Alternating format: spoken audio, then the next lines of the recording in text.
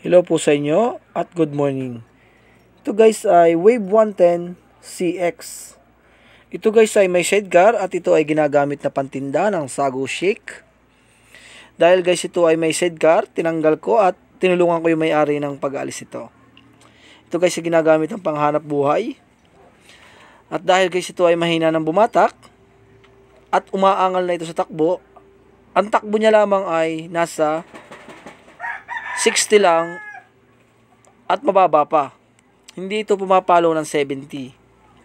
At dahil guys nga ito ay kakalasin natin itong clutch side, ituturo ko sa inyo kung paano magtanggal nito. Siyempre guys, unahin nyo yung langis sa ilalim. Gagamit kayo doon ng 17 socket at tatanggalin nyo yung putris. Gagamit kayo doon ng 12mm socket.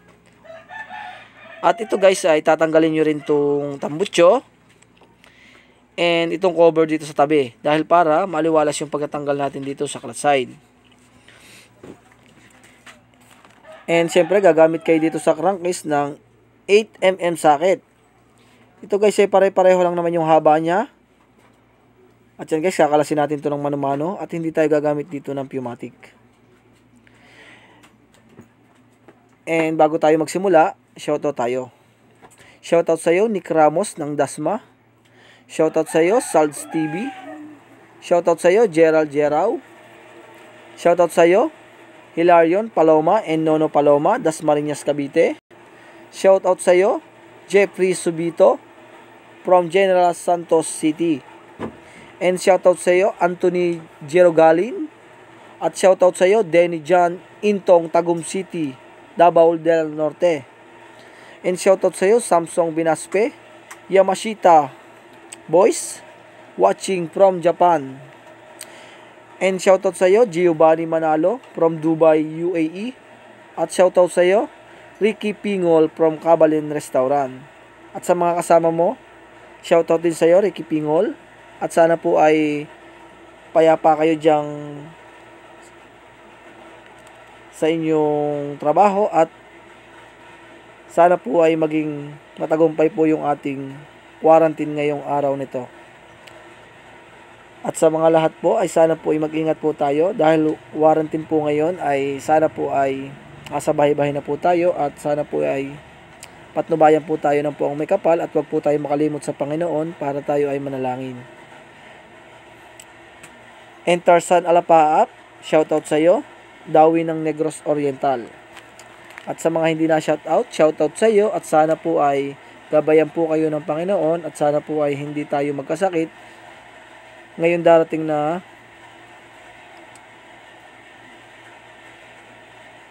taong ito. At yan guys, pag nakalas nyo na yan, yung clutch cover, tanggalin nyo yung clutch lifter at tanggalin ang clutch bearing.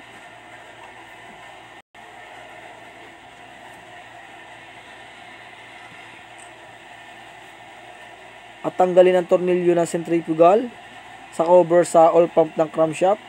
Ito guys ay kaya ito may cover dito ay para hindi singaw yung ating oil pump papunta sa crankshaft. Papunta yun sa connecting rod at dumalo yung langis dun sa butas ng crankshaft. Yung guys, yung mapapansin nyo yung dulo, kaya may butas dun sa pinaka shafting, dun dumadaan yung bomba ng langis at papunta dun sa connecting rod.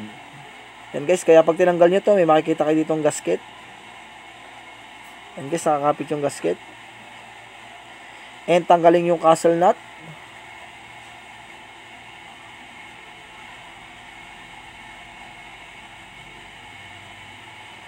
Tanggalin yung nakalock.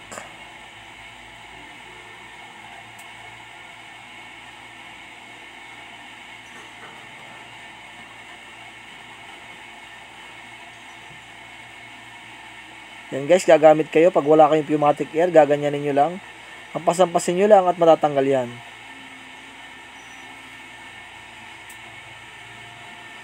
Pag may ilang pukpok naman, matatanggal na yan.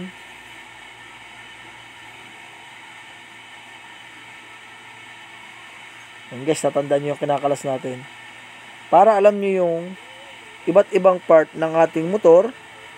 Ito guys ay Wave 110 CX. Kung tawagin ito ay Wave 110 CX. Kung tawagin naman sa ating group mechanic ay Wave 110A. May nakalagay sa kanila, ang tawag sa kanila ay Wave 110A. A po A. Pero sa katalogo nito guys ay ang tawag dito ay Wave 110 CX. Ito guys, ang makina nito ay Dash 110. Pareho lang sila.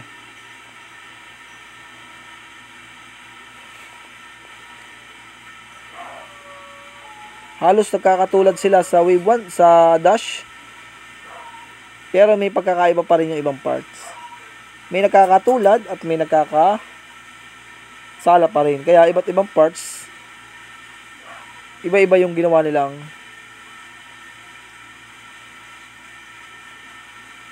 And yan guys, dito sa pinakailalim, may kakalasin pa kayong dalawang 10mm na tornilyo. Ito guys naman ay pinaka parang imbudo na pag sumalo sa langis ay bubuhos sa clutch lining. Yun ang purpose nito. Yan guys, yan yung tornilyo. Kasi hindi nyo makakalas itong clutch housing at clutch bell kung hindi nyo kakalasin yon. And syempre, luluagan nyo muna itong clutch holder gamit ang 10mm.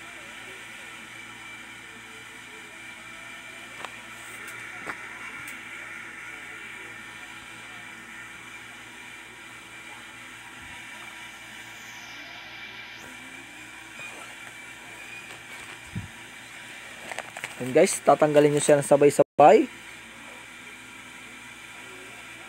And dito muna tayo sa clutch housing. Yan guys, may washer. And ito yung pinaka parang imbudo. And dito sa gitna ay may washer din guys. Yan.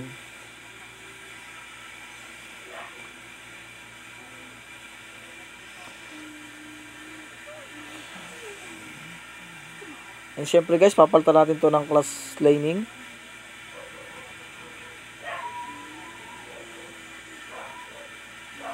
Yan guys, pagka magpapalit tayo ng clutch lining, yung tinuro ko sa inyo, luluagan nyo na dun sa may shafting. Para pag natanggal nyo, hindi na kayo magkokontra at mahirapang magkalas itong tornilyong to. Yan guys, napakaluwa natin kinalas kasi luwag na. Tanggalin ang 4 na spring. And titingnan nyo guys kung may tama itong clutch sub at itong clutch wheel. Napakahalaga po nito pag ito ay nagkatama, baliwala ang palit natin ng clutch lining. At dahil guys, kita nyo naman ang clutch lining natin ay sunog na sunog na. Yan guys. Ang clutch lining po nito ay pang TMX 155 at Wave 100, XRM 110, pare-pareho lang guys. Wag lang Wave 125. And dahil guys, nakita ko may tama rin itong clutch bell. Yan guys, manipis na at halos ito ay, yan guys, oh, mapapansin nyo, mas sobra-sobra na po ang kanyang tama. At dahil guys, wala tayong makitang kasukat dito at hindi pa available ang pyesa nito, at kung may available naman ay napakamahal. Ito guys ay nagkatulad dito sa XRM 110, itong clutch bell na to. Kaso guys ay sala yung kanyang one-way clutch dito sa gitna. Ang gagawin natin ay ililipat natin tong clutch one-way dun sa bago para lang magkaigay. Yan guys, kakalasin nyo yung lock. And tatanggalin nyo guys yung bearing. May bearing dito guys. Ang tawag dito sa bearing nito ay roller bearing. Tanggalin ang roller bearing. Yan guys.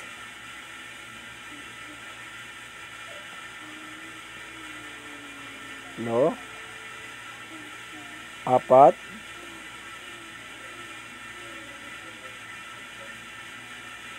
5. 6. At pag natanggal nyo na, saka nyo na tanggalin itong clutch one way. At meron tong mga spring. Yan guys, yung mga spring nya. At ituturo ko sa inyo guys kung paano ito ibalik at ilagay dun sa ating bagong clutch bell. Iba kasi guys yung gitna nya, kaya hindi magkakaigi. Pagmasdan nyo guys yung gitna, iba yung spline ng gitna. Gumamit ng circlip at tanggalin itong lock nito guys. Yan. Kita nyo naman, oh, madali magtanggal.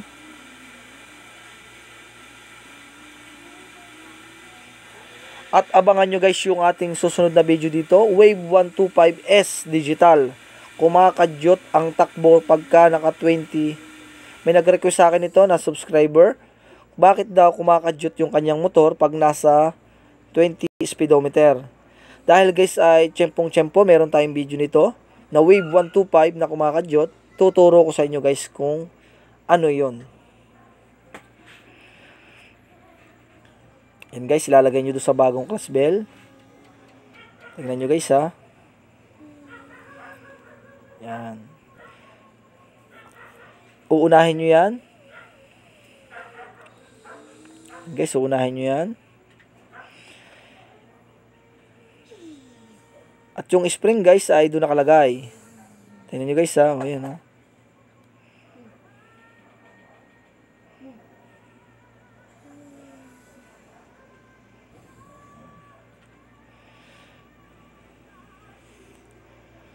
Yan guys, doon nakalagay yung spring. Ilagay yung mga spring. Pwede rin naman guys ay unahin nyo yung roller kung kayo nahihirapan maglagay ng spring. Pwede yung roller muna ang unahin nyo at pwede pahuli yung spring. Pwede naman kahit ano yung mauna dito. Yan guys, tinan nyo ha, inuna natin yung spring.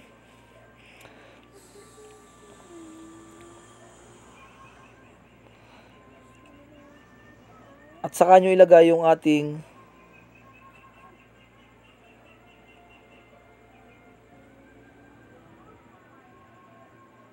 roller bearing. Yan guys. O, kita nyo guys. And doon naman sa kabila, ilagay nyo yung ating roller bearing. Diba guys, napakaluwan lang. At yan guys, kompleto na. Nakakabit na lahat yung ating. At saka nyo ilagay yung washer. At ilagay itong circlip lock. Kasi guys, iba kasi yung gitna nito, dun sa may spline. Maliit kasi yung original ng ating Wave 110 CX. Hindi kagaya nito sa XR malaki. Pero magkatulad sila ng clutch bell. Pati gear, iisa. Iniba lang ay yung clutch one way niya. At ito na guys yung bago nating clutch lining. At ito ay pan TMX 155 ang ginamit nating original. At tinago na lang yung isang piraso. Dahil ang TMX 155 ay 5 piraso. Yan guys, salitan lang naman. Unahin nyo yung clutch lining at pressure plate. Magkasunod yung clutch lining, pressure plate.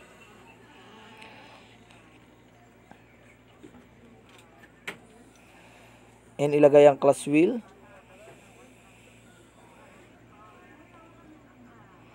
And ito guys ay washer. Isabay nyo na ito sa clutch housing.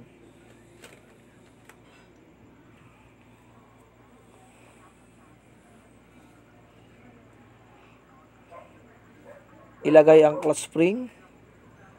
At ilagay ang clutch solder. At ilagay ang tornilyo ng clutch solder gamit ang 10mm socket or 10mm T-rings. Ito guys, kailangan ay pantay-pantay lang yung hapit at titingnan nyo yung spring kung nakasalo na doon sa clutch solder. Kasi guys, ito ay pag nagkamali-mali kayo dito, maaaring mapingak itong ating clutch solder. Kailangan ay napakasigurado natin magkabit nito kasi ay maaari itong magpatak itong washer na to kung hindi nyo mahawakan ng husay itong ating clutch hub. Kailangan guys yan guys, kakamasin nyo siya ng ayos paglalagay. At isabay itong ating pinaka parang imbudo guys, itong pinaka salo ng langis. And isabay ang clutch bell.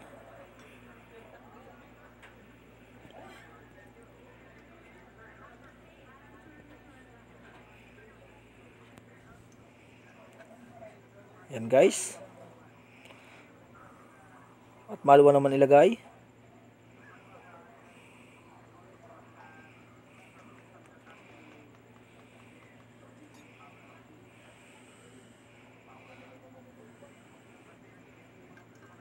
Yan guys, gagawin nyo ay pepremera nyo. Tapos, iikot nyo yung gulong para pumasok ito ng kanya. And kung pupok po kayo dito sa clutch housing, kailangan hindi kayo gagamit ng matigas na bagay. Kailangan rubber mallet lang gagamitin nyo. At saka nyo ilagay ang tornilyo nitong ating pinakaalulod sa ilalim ng langis. Guys, nakalagay na. And washer doon sa clutch housing, guys, yun. At saka nyo ilagay yung ating castle nut.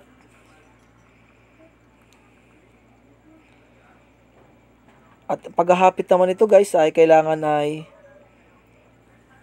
tingnan nyo, guys, ha, paano natin nahapitan. Lagyan nyo ng basahan doon sa may gear ng ating clutch bell. Yan, guys. Kailangan ay maganda lang yung basahan para hindi tumikant nyo, guys. So, hapit na hapit. Okay na, guys, yun. And, syempre, titingnan nyo kung hindi. Kailangan, guys, yung gear na yun ay pantay. Kasi minsan ay yun ay hindi napantay yun. Pagka hindi pumantay yun, maaring mapingak yung inyong gear na yun at mag-iingay ito. And yan, guys, bago na rin yan. Yung ating clutch shoe or primary clutch. At ilagay ang washer. Ilagay ang castle nut. Siyempre, guys, kailangan ay pag nagpalit tayo nitong ating clutch bell, kailangan ay bago din itong primary clutch. Kasi, guys, napakahalaga nito ay baliwala lang yung ating pagkapalit ng clutch bell kung hindi kayo magpapalit nito. Kailangan ay bago din. At yan, guys, yung paghahapit naman, tukol-tukulin nyo lang na ganyan. At kung paano natin kinalas, ganun lang din. At sa mga wala pong castle rings, ay nare-recommend naman po na sinsilin nyo to. Kaso nga lang, guys, ay kailangan ay makuha nyo to sa sinsila ng mabilis. Kasi kung hindi nyo to makakalas at tad-tad na ito sa kasinsil, maaaring kumalag yung ating bearing na sigunyan. No choice kasi, guys, kung wala naman pangkas kayong castle rings. At syempre, guys, paglalagay naman itong lifter, at may makikita naman kayo dong guide sa ilalim. Titingnan nyo lang kung tama yung ating marker. Yan, guys, so may marker naman doon. Hindi kayo magkakamali. Yun yung marker.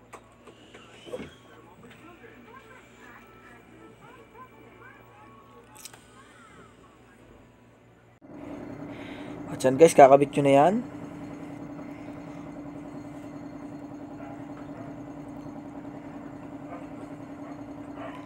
Siyempre, guys, kailangan ay may gasket dun, ha. Hindi mawawala dapat yung gasket. Kasi pag nawala yung gasket na yun, maaaring sumingaw yung ating bumba ng langis. Hindi pupunta sa connecting rod at maaaring kumatok yung ating motor. Napakahalaga din po nito, guys. Kaya ito ay may gasket. Para po ay diretsyon-diretso yung pagpampo ng ating langis ay dumiretso sa connecting rod. And yan, guys, tinuro ko na sa inyo kung paano yan ilalagay. May marker lang naman at hindi kayo magkakamali. At sa mga bagong subscriber po, shoutout sa inyong lahat.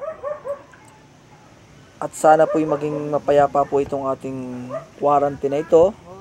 At sa araw na ito, at sa araw po ng darating, mabuhay po kayong lahat. At sana po may natutunan po kayo sa video ito. Subscribe kung bago ka pa lang sa video ko.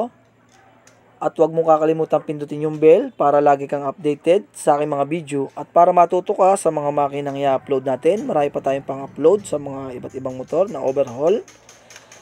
At hanggang dito na lang tayo, guys. Sana may natutunan po kayo sa aking video. Ito, guys, ay Wave 110 CX.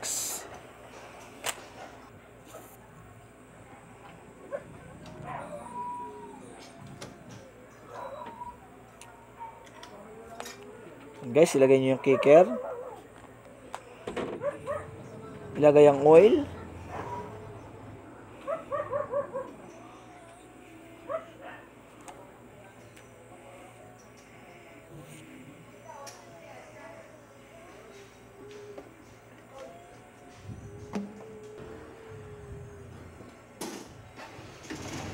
Guys, papaandar na natin. Nakakabit na lahat.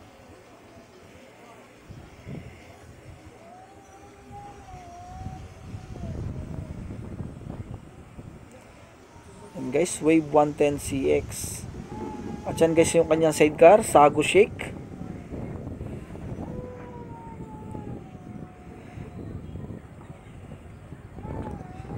And Yun guys, sana may natutunan kayo dito sa video ito. At hanggang dito na lang ulit tayo. Maraming salamat po sa inyo. At God bless po sa inyong lahat.